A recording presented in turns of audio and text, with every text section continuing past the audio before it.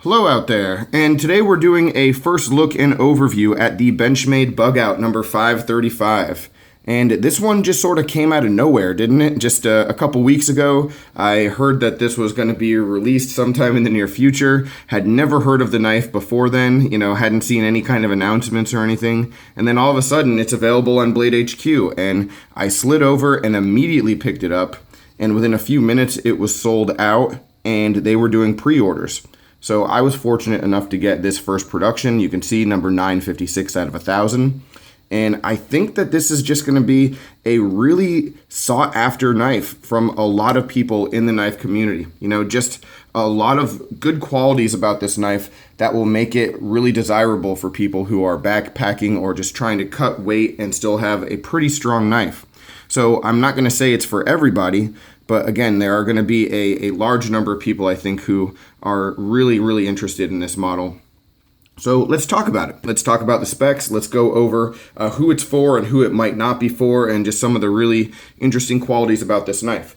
I'm not going to be able to do that without really bringing in this 531 a whole lot of times. Obviously, the numbers are similar, 535 to 531, and that generally means design similarities, and we do have a number of those here. So just over the course of the entire talk, I will be bringing in the 531 to do some comparisons. For some people, I think the 531 might be preferable. For a lot of people, probably not. So we'll just see as we go. But starting with the blade on the Bugout, it is 3.24 inches long.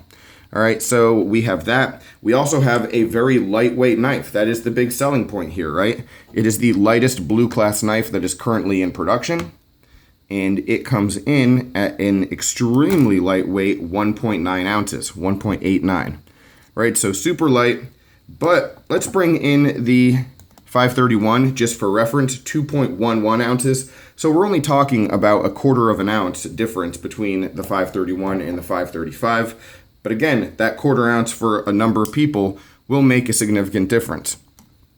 Here we are with a mini grip just for fun, 2.78 ounces. All right, so getting back to the Bugout and this blade, what we have is S30V blade steel, which is excellent. Really nice that they're doing S30V on this model, especially when we get to what the price point is. That will be a very attractive feature. We also have a flat grind. When you look at the blade shape, I have heard a number of comparisons. I have heard that this looks a lot like the Amicus / Arcane number 490. Yeah, I see that. But I also really just see a lot of similarity to the 531. It's really not that different of a looking knife. Maybe on camera it seems very different, but all the same features are there. They're just embellished a little bit more on the 535. So we have a little bit more of a belly, a little bit more of a broad blade shape, but overall the basic design is pretty similar there. Also, one other knife I just want to bring out because I noticed some similarities in that are the Freak. So yeah, you can see a size comparison too versus the Freak. A little bit of similarity with the blade shape as well. But nice flat grind on this. We have S30V, like I said. A pretty good general thickness compared to the 531. Pretty much right on par. No big difference there. Let's try to bring that a little bit closer. And let's see if we can focus. There we go. Yeah, so really similar when it comes to that. I'll put these knives side by side. You can see that. All right, and now let's move on back and talk about this handle material. Really big talking point here because when we think about strength and rigidity, it's always about what is on the inside here. And with this 535, there's not much, guys. There is not a whole lot going on. It is really thin and it is really light. And so this is called a grivery or polymer. Some type of polymer. I've seen it listed as a couple different things. What I'll tell you is that it is essentially the same thing that a mini griptilian or a griptilian is made out of. I mean, this material feels exactly the same. Obviously, the texturing down here is different, and the feel of the weight behind the knife is different when you have it in hand because, the inside is so different, but the actual scale itself, pretty much identical to what your mini grip is going to be. All right, and you can even see the look of it is just really, really similar. All right, so there is that. But the big thing with the scales is what is not on the inside. So no real liners, no real strength and support, and just a lot of cutouts. You know, you can see that like waffling pattern on the inside just cuts extreme amounts of weight. A lot of weight is being cut out right there. All right, and for comparison, taking a look at the 531, you can see we just have the solid G10 all the way down, which probably is the reason for that extra weight. You know, the mini grip is going to be solid on the inside too, so a little bit more rigidity there. The thing that really it compares to the best is the Freak. When you look at the inside of the Freak, the way that this knife was able to be so light for how big it is they did that same thing, that same waffling kind of pattern on the inside that just cuts weight, but you know, it does still provide a good amount of strength because you do have those baselines for structure all the way through them. So overall, is this the strongest knife that you're going to have? No, but it is still pretty strong and more than efficient and sufficient in that category. Would I put it right up with the 531 as far as strength goes? I don't know. I think the axis lock itself is actually stronger on this model. You know, it feels stronger. We have a titanium lock bar, which is also meant to cut even more weight, but it does feel like it has a very strong lockup. So let's transition to that right now. So being honest about some of the Benchmades that I've owned, in order to get them silky smooth, like with really, really great action, sometimes there's just a little bit of side-to-side play that I'll allow and that I've seen other people, they will allow in order to get, you know, it as smooth opening and closing as they want it to be.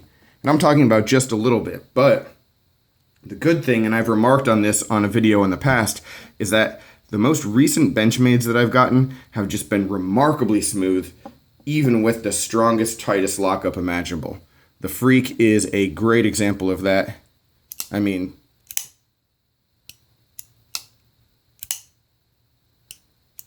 right? You know, and the Benchmade 555-1 that I have is another really great example of that as well. This knife, if you can see it, I mean, it is silky smooth and the lockup is perfect. So that makes me really confident just in the mechanism itself. So we have that, you know, really good lockup, no side to side or up and down. So just a strong knife all across the board. Again, is it going to be like the strongest EDC knife that you have? No. I mean, there is flex. If you can see right here, I mean, there is flex in this handle if you squeeze, because there's nothing backing it up. But the point is, when you get it in hand and you're cutting, I mean, you're supporting with your hand the weakest part of the knife. So all your strength is up here. You've got a good sharp blade, you know, for your lightweight and your EDC backpacking tasks for, you know, which this knife is sort of intended, you're going to be in really, really good shape. Now, there is no way that this knife is going to stand up to the amount of beating that, say, you know, a different axis lock might be able to provide. You know, I don't think that when it comes to a mini griptilian that the new Bugout is going to be on par in terms of strength. It's still very strong, but my anticipation is that it just wouldn't be on that level. So something to think about, but definitely not a deal breaker. And for 95% of your EDC tasks, this is going to be more than just fine. All right, but now let's get into the ergonomics. Ergonomically, this knife is a tremendous win. It's awesome. It feels really great in the hand. It does all of the things that the 531 does not.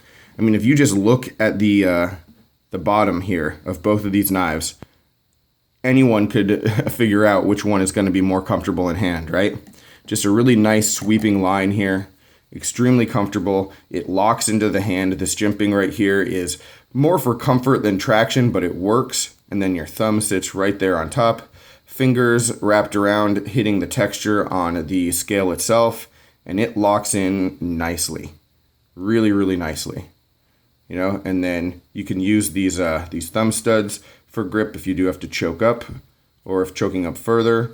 still very comfortable, you know, for detailed tasks. So ergonomically, I mean, it is excellent. Really, really good. And sometimes with thin knives, you don't really get those great ergos, and the knife sort of fails you in that regard. And this is definitely knocking it out of the park, you know, versus the 531, which does have a couple little issues. All right, so moving on. Let's talk about the clip. Clip here is great. All right, the clip is another new Benchmade clip. Let me bring in a Benchmade deep carry clip that is the relatively new one. You can see how much longer it is than this shorter Benchmade deep carry clip. And this has a really nice point of contact. It grasps the pocket really well, slides in and out, zero issues with it whatsoever. Just another great winning design from Benchmade in terms of upgrading their clips. This one does have 2 screws, but it fits over the 3-screw hole, so any of their classic clips will work on it as well. Again, a really good job with that. So big win when it comes to the clip. All right, so overall, I think we've touched on just about everything we need to touch on. Just the level of comfort, the usability, the strength, despite how light it is. You know, I think this will hold up pretty well. Definitely going to recommend it. So who am I recommending it for? Well, first and foremost, this is going to be for someone who wants a lightweight knife like a backpacker, for sure. But if you're looking at something like a 531, or you were thinking about a 531, and you didn't really like the price point because the price point of the 531 in 154 cm with G10 is, right around $131, this is $115 for S30V in what I think is a more comfortable grip and still a very usable handle scale. You know, if you're thinking really far back to like the 530 had a similar scale to this, but it just wasn't as comfortable in the hand as this one is. So you have a lot of value there when you compare it to the like 530 and the 531 there. But if you are looking for a little bit more strength, maybe you would go for something like the 531 and this G10. You know, the G10 feels very solid, definitely on a different level there, but I don't know how necessary that's going to be to you and what your need is. So again, that's something preferentially that you would have to make up your mind with. Is this something that you need? If you already have the 531, you know, just all those kinds of questions, you'll have to figure them out for yourself. For me personally, I would always go towards taking a little bit of extra weight in order to have a stronger knife. But I think with this, in this special circumstance, the value of the pricing, in addition to the fact that the ergonomics are so much better, I definitely would have to go with the 535 here. And I would just hope that sometime in the future, we might get a G10 version and just get that little bit of extra weight and be okay with it. So that's really all I've got, guys. Any questions, comments, complaints, suggestions, as always, let me know down below. Let me know your thoughts on this knife, and if it's something you might be picking up, I'd love to hear from you. But thanks for watching, take care, and I will talk with you soon. Have a good one.